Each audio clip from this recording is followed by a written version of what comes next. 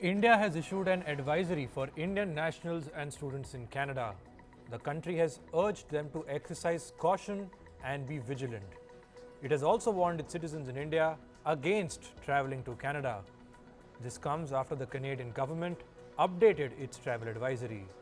Earlier today, Canada advised its citizens to avoid all travel to India's Jammu and Kashmir, citing security reasons.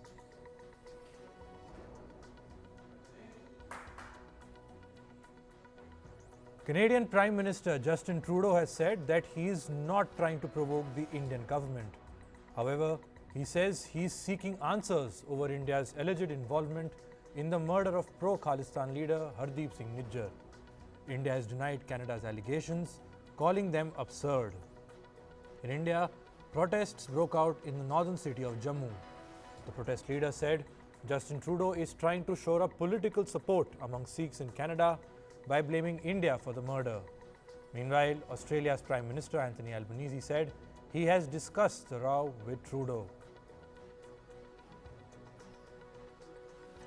Ukrainian President Volodymyr Zelensky has said that Russia is trying to manipulate global food supplies to create shortages. He also accused Russia of kidnapping Ukrainian children and also genocide in the country. Zelensky said all of this during an address at the annual UN General Assembly. A report says Ukrainian special services were likely behind a series of drone strikes in Sudan. They were conducted against a militia backed by Russia's Wagner Group. The report says that the operation was the work of a quote-unquote non-Sudanese military. The operation involved a series of attacks on the Rapid Support Forces paramilitary group. The RSF is believed to be receiving assistance from Wagner in its fight against the Sudanese army. Nigerian President Bola Tinubu has said that he is seeking to re-establish constitutional order in Niger. This is to address political and economic problems in the neighboring country.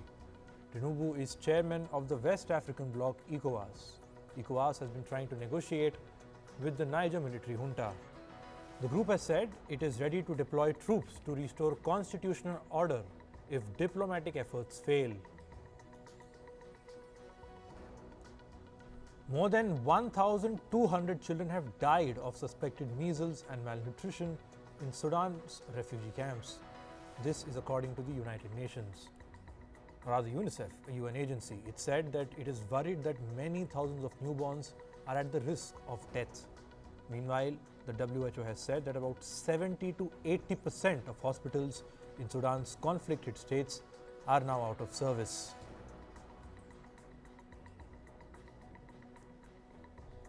Hundreds of protesters gathered outside a government building in Armenia. They were protesting against the violence in Nagorno-Karabakh. Armenian police used stun grenades to disperse them. Several people were injured during scuffles, while some protesters were also detained. Earlier, Azerbaijan sent troops backed by artillery strikes into the Armenian-dominated Nagorno-Karabakh region. This raised the threat of a new war with its neighbor Armenia. Reports say Houthi rebel negotiators from Yemen left Riyadh after 5 days of talks with Saudi officials. The talks were about a potential agreement that could pave the way to end the conflict in Yemen.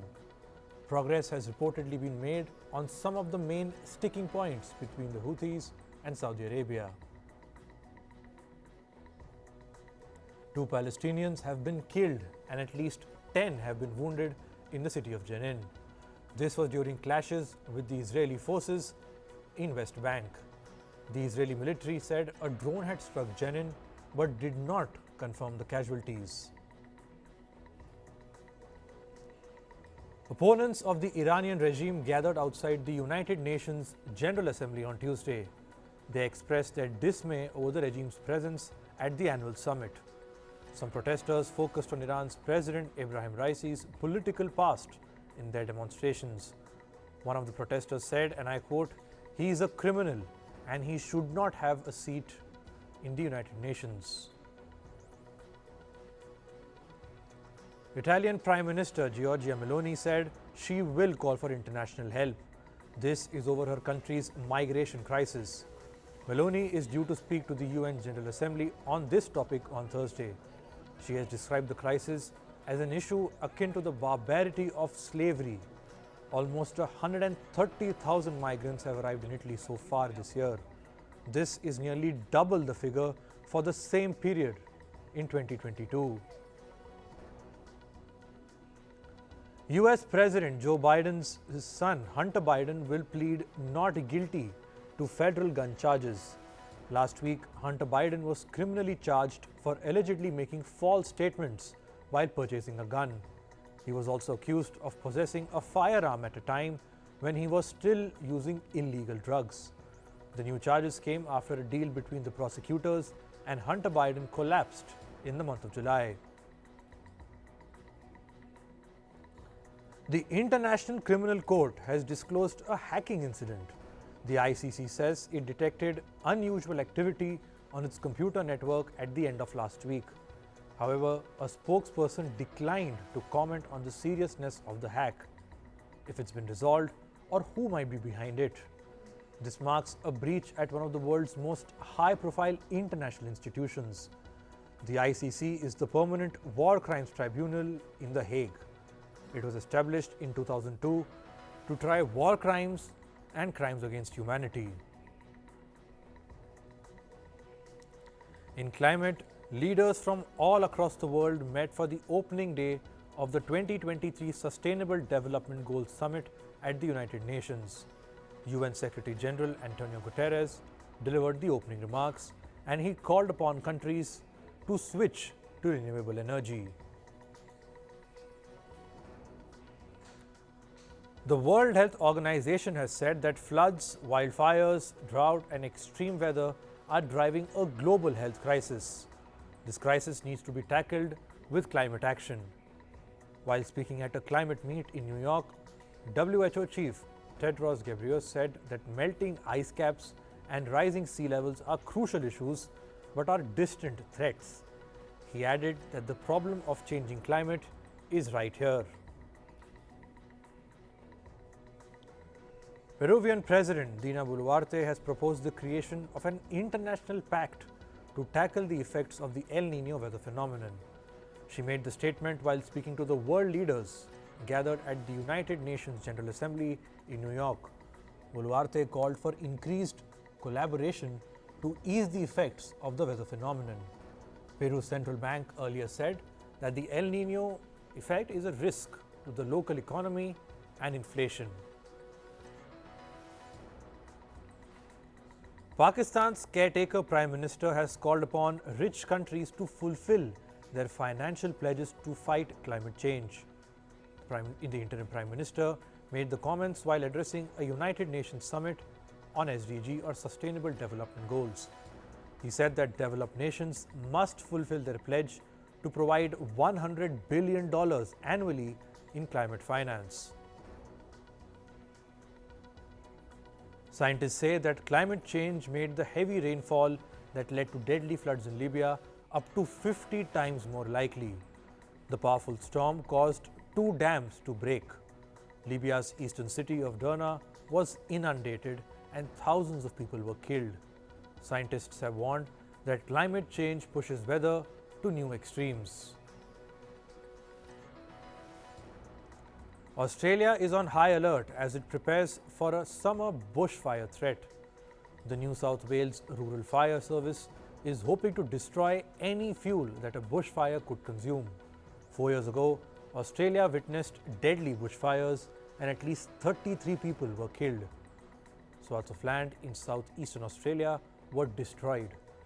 Weather experts say that Australia is yet to witness its hottest and driest period. They have termed this phenomenon Black Summer. Extreme plankton bloom in Thailand is threatening marine life and fisheries. Water in Thailand's Chonburi province has become dense and slimy. It smells of grass and dead fish. Marine animals like fish and whales eat plankton. However, in large amounts, it becomes toxic. Scientists are exploring its potential links to climate change and weather patterns like El Niño. Now on to business and tech news. American automaker Ford has dodged a second walkout in Canada. The auto giant has reached a deal with the union there. They, as in the union, had threatened to strike if a deal wasn't reached by Tuesday midnight. However, Ford still faces the ongoing strikes in the US city of Detroit. Last week, America's United Auto Workers Union called the first ever coordinated action at the Detroit 3 automakers. The Detroit 3 represents Ford, General Motors, and Stellantis. The Asian Development Bank says that economic growth in developing Asia this year will be slightly lower than previously expected.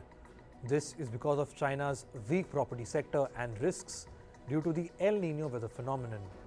The ADB trimmed its 2023 growth forecast for developing Asia to 4.7% from 4.8% earlier.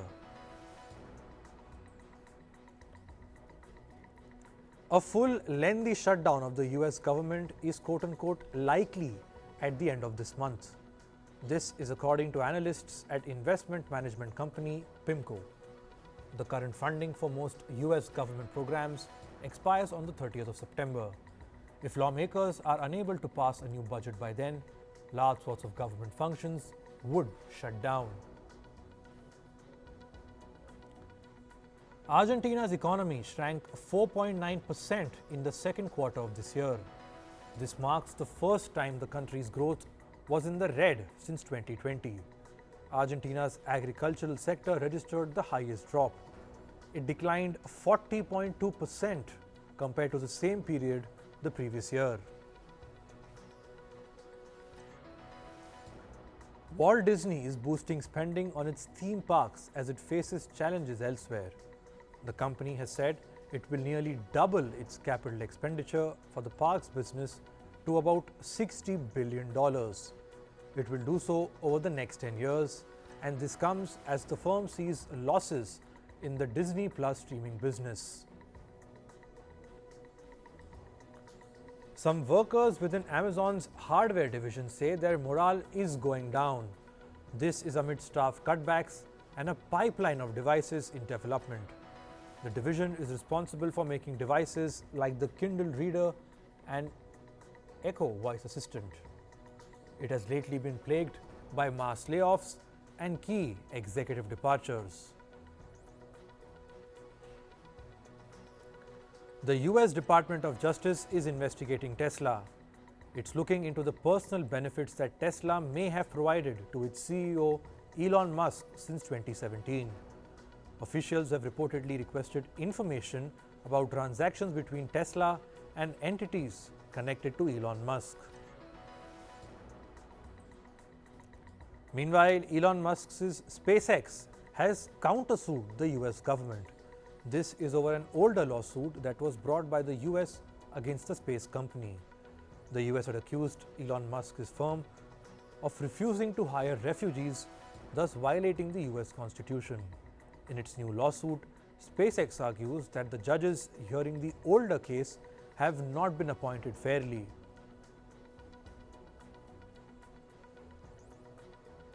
Elon Musk's brain chip company Neuralink will begin human trials of its brain implant for paralysis patients. The company says it has received approvals from an independent review board in the US to carry out the tests. Musk says Neuralink aims to treat several conditions, including obesity, autism, depression, and schizophrenia. Britain has urged Meta platforms to not roll out end-to-end encryption on Instagram and Facebook Messenger. The UK says this is to help protect children from sexual abuse.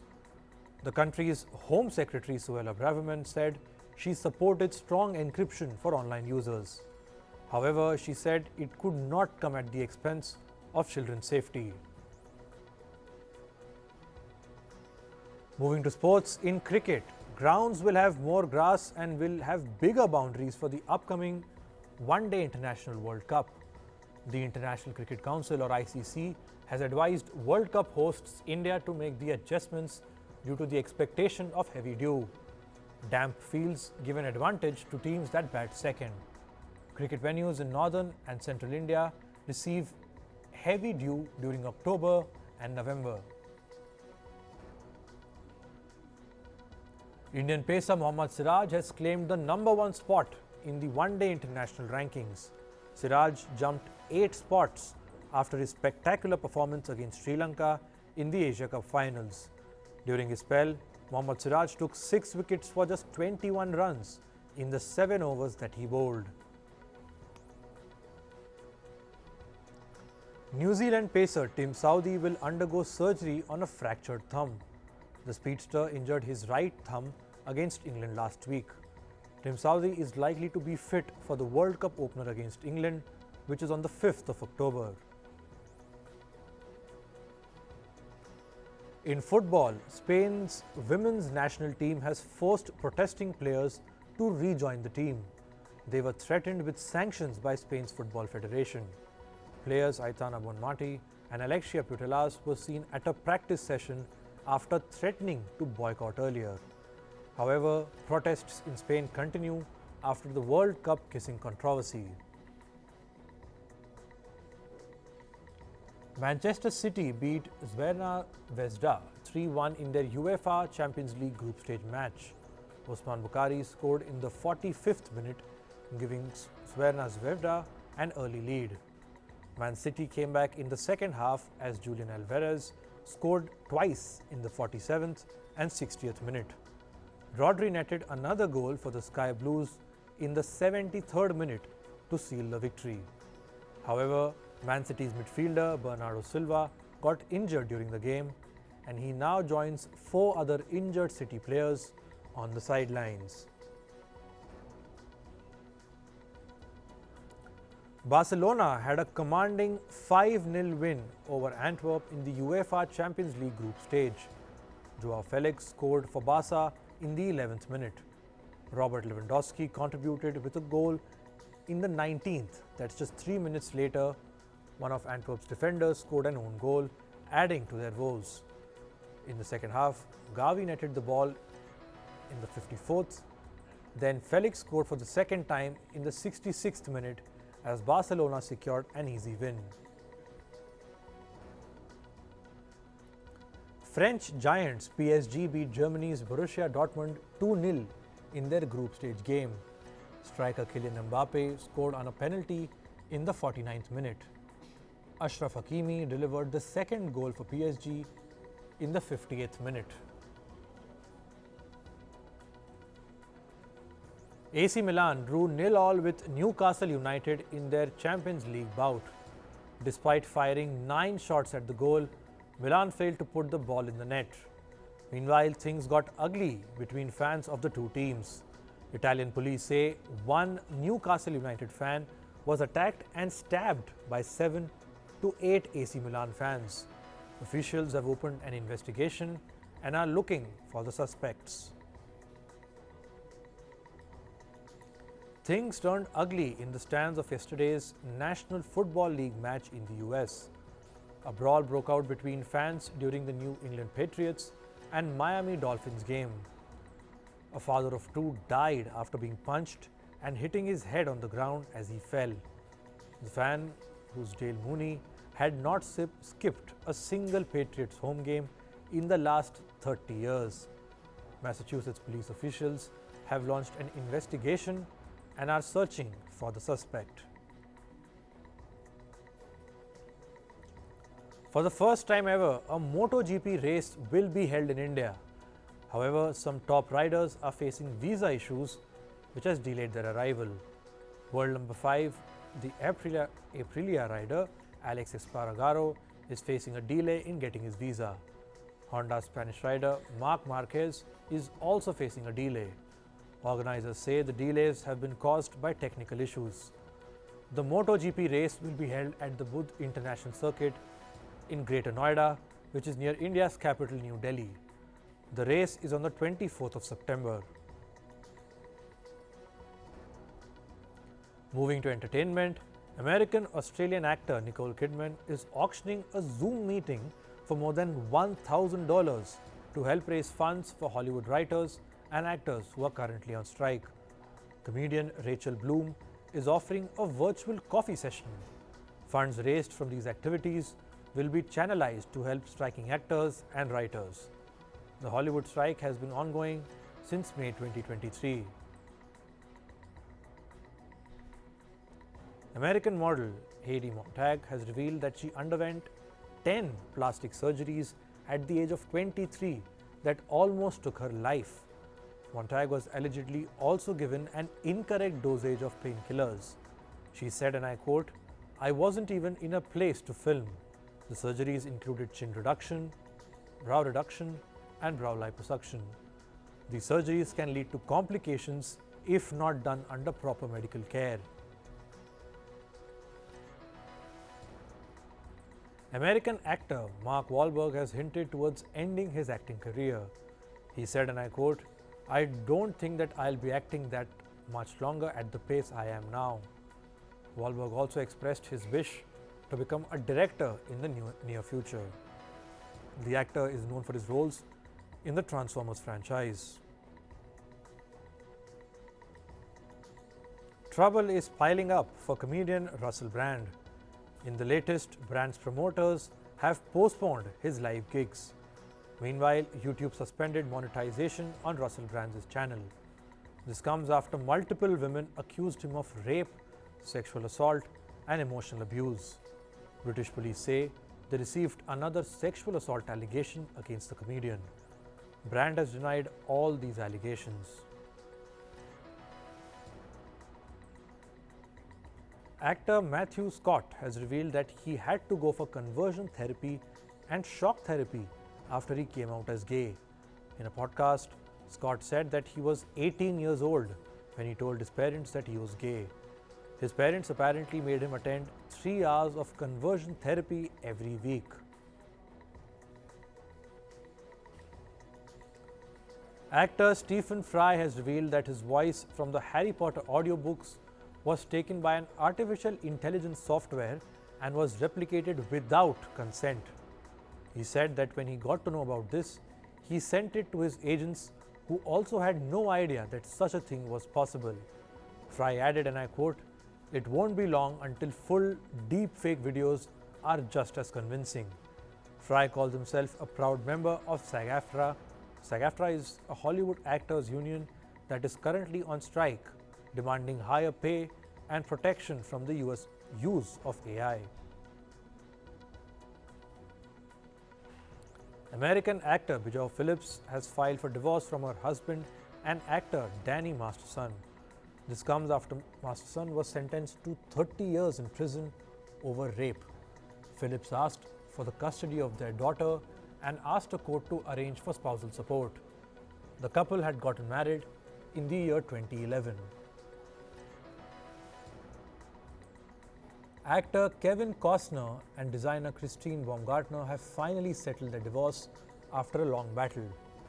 In the latest statement, the duo said they came to an amicable and mutually agreed upon resolution. The couple is separating after 18 years of marriage. Baumgartner filed for a divorce from Costner in May this year over irreconcilable differences. Actor Sylvester Stallone has described himself as the last of the dinosaurs. He used these words while reflecting on his career in the entertainment industry and how he survived amid an evolving cinematic landscape. He said, and I quote, "Society is changing. The commerciality in cinema is faster, so longevity would become a premium." Sylvester Stallone made the statement during the world premiere of his biographical documentary called Sly. Rapper Travis Scott was questioned by authorities over a crowd surge at his ASTROWORLD festival in 2021. Travis Scott faced 8 hours of intense questioning in Houston in the US. The rapper is facing a series of lawsuits over this controversy. The festival, held 2 years ago, witnessed a crowd surge that left at least 10 people dead and numerous injured.